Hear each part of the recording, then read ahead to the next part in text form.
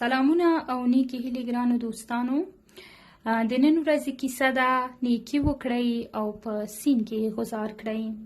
دېرش کاله مخکې په یو ښکلي کلي کې احمد ژوند کوه.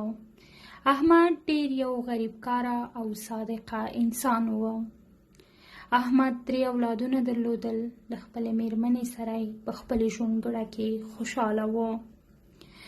احمد له ملک سره کار کو.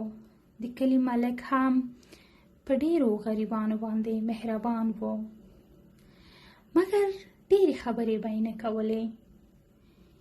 هر سهار چې به احمد راغی نو د کلي په ملک باندې به یې سلام وکړ، مګر ملک بدون له دې نه چې ورته وعلیکم ووایي همداسې به ترې شو. ورځې او شپې تېرېدلې او احمد به خپل ژوند کوه. احمد به په ډېرې خواشینۍ سره کله خفه شو او وبه یې ویل: ای زما خدایه، څنګه بعضو خلکو ته وګوره څومره میلې او چرچې لري، هره ورځ د دوی بنډار دی، هر ډول خواړه پخوي، اما بعضې خلکو ته د یوې ورځې خواړه هم نشته.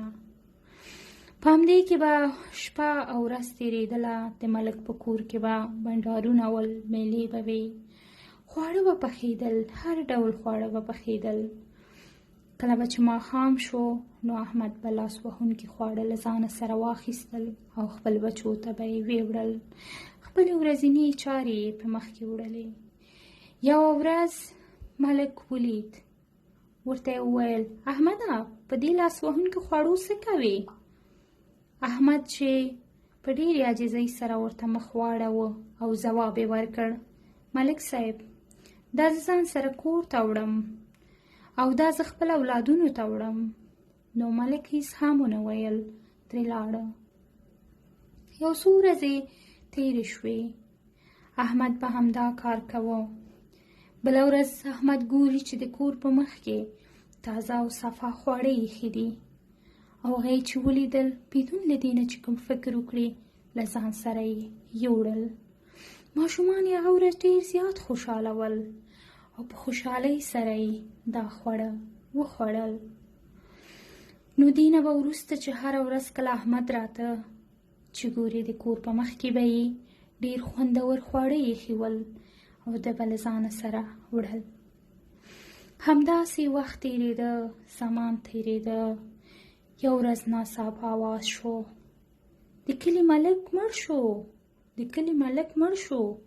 له هغې نه وروسته د احمد په زړه کې یو درد شو او ویې ویل: زه پوهېږم خدایه، دا هر څه د ملک له خوا نه ول، مګر که ملک لاړ شي نو زه به څه وکړم؟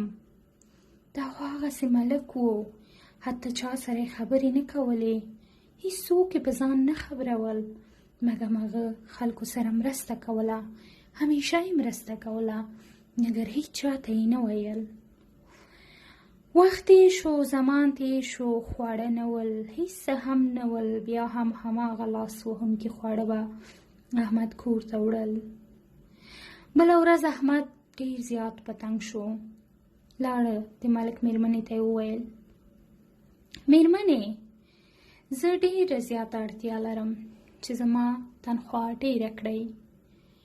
میرمنې ورته داسې وکتل: احمده، تا ولې مخکې د دې تنخوا باره کې هیڅ څه نه ویلې چې اوس یو ځلې راغلی؟ نو احمد ورته ټوله کیسه وکړه چې ما به داسې خواړه لاسته راوړل، زما اړتیا نه وه چې زه خپله تنخوا د ډېروالي غوښتنه وکړم. نو د ملک میرمنه په ژړا شوه او سترګې سرې شوې. کله چې احمد د هغې سترګې ولیدلې، ورته یې وویل: میرمنې، زه نه غواړم زما تنخوا ډېره شي، هیله کوم مه ژاړئ. میرمنې وویل: نه، دا تنها ته نه یې چې راغلی، دا اووم کس دی او اندېښنه مه کوه، زه به یو څه وکړم. هغې نه وروسته هره ورځ د احمد لپاره به د ملک زوی ډوډۍ راوړله او د ملک زوی به هم هیڅ خبرې نه کولې، د پلار په څېر. یوه ورځ ورته احمد په ډېر تیز اواز سره آواز کړ: د ملک صاحب زویه، هیله کوم هیله کوم ډیره زیاته مننه. هماغه وویل چې نه، مرسته وکړئ، کومک وکړئ، په دریاب کې واچوئ.